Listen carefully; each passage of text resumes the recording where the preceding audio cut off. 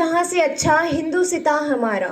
To say these words, there is no doubt that India is best. But to get these words with a freedom and love to our nation, our freedom fighters and ancestors contribute to our freedom fighters and ancestors contribute so much.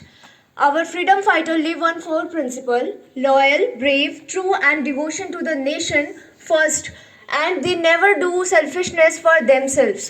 So we are celebrating our devotion to them by celebrating Azadi Ka Amrit Mahotsav. So I want to call upon the Dice to Govind of class 12 to share a knowledge on this topic.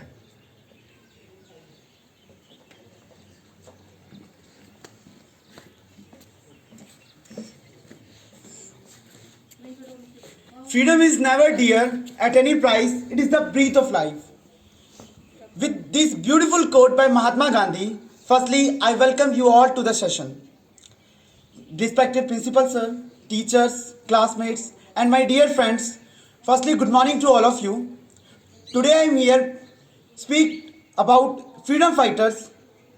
So, freedom fighters, today we all have the freedom to speak, to walk, and to do whatever we want.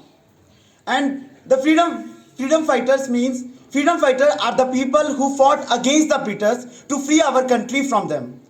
And they are the ones because of whom we celebrate a lots of festival. We celebrate our Independence Day, we celebrate our Republic Day, and a lot of happy times just because of them. Our country has many freedom fighters like Mahatma Gandhi, Pandit Jawaharlal Nehru, and Tatya Tope, Subhash Chandra Bose ji, and Rani Lakshmi Bai, and many more. Out of them all freedom fighters, my favorite, personally, my favorite freedom fighter is Mahatma Gandhi. Because Mahatma Gandhi chose a different path to revolt against the Britishers. And he is also popularly known as father of the nation.